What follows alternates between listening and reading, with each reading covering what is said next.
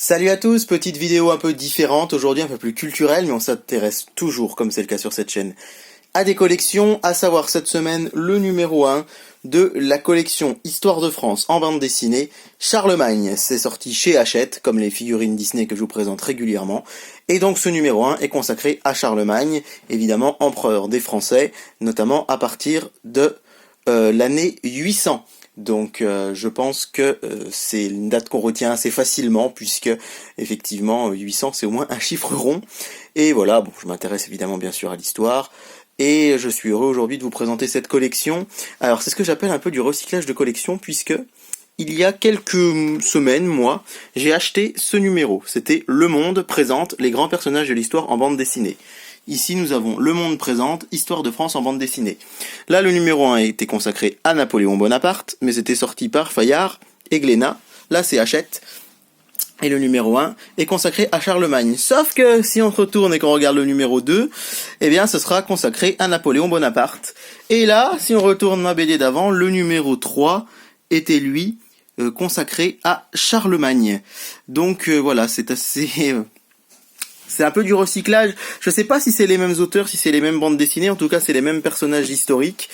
Et c'est vrai que, bon, bah voilà, c'est un petit peu comme vous avez peut-être remarqué une collection de bustes Star Wars qui existait il y a quelques années, qui est ressorti là à l'occasion de la sortie de Star Wars 9. Ils ont juste inversé le numéro 1 et le numéro 2. Le numéro 1, c'était Dark Vador. Là, c'est devenu un Stormtrooper. Dark Vador est passé en 2 et le Stormtrooper qui était en 2 avant est passé en 1. Donc voilà.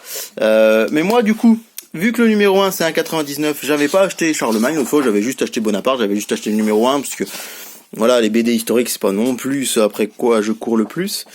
Mais en tout cas, bah voilà, Charlemagne c'est un personnage très important de notre histoire, hein, c'est une petite minute culturelle, mais on n'oublie pas qu'il a été le premier empereur des Français, et puis surtout qu'il a régné sur une bonne partie de l'Europe actuelle. Et donc là on retrouve toute son histoire, depuis la France jusqu'à Aix-la-Chapelle où il va s'établir.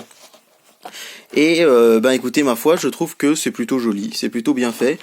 C'est à la fois une BD historique, mais c'est aussi ben voilà, assez didactique pour les enfants, pour les plus jeunes, ou tout simplement pour ceux qui voudraient un petit peu parfaire leur connaissance historique sur ce personnage. D'autant qu'après, vous avez vraiment là une partie plus livre d'histoire, je dirais, avec vraiment les détails du règne de ce personnage qui est quand même assez fascinant. Si vous ne le connaissez pas ou si vous pensez seulement que c'est une chanson de France Gall, eh bien écoutez, c'est l'occasion de découvrir un petit peu plus. Et on termine avec une frise chronologique assez sympa.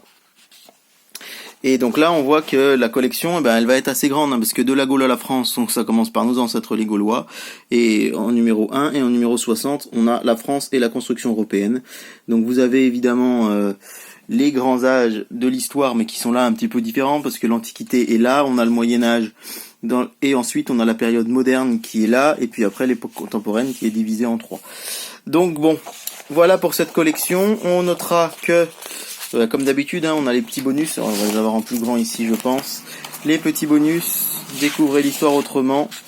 Et donc voilà, le numéro 2 consacré à Napoléon Bonaparte, le numéro 3 à Louis XIV et le numéro 4 à la Révolution française. On va essayer de guetter quelque part, comme vous savez j'aime bien, j'ai l'habitude de chercher quelque part en petit le tarif des prochains numéros. Alors évidemment on reçoit le numéro 3 gratuit.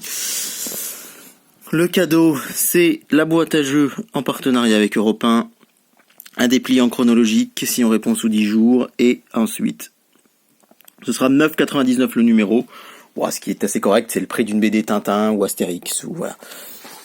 Petite collection intéressante en tout cas, moi j'irai pas au-delà du numéro 1 puisque j'ai déjà le numéro 2, enfin j'ai déjà une BD sur Bonaparte en tout cas, même si je sais pas si c'est la même.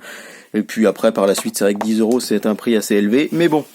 Comme vous le savez sur cette chaîne, je vous présente les dernières collections qui sortent, et puis je suis heureux de vous montrer, du coup, ce numéro 1 consacré à Charlemagne, pour 1,99 €, franchement, il n'y a rien à dire. Bonne journée à tous et à très bientôt.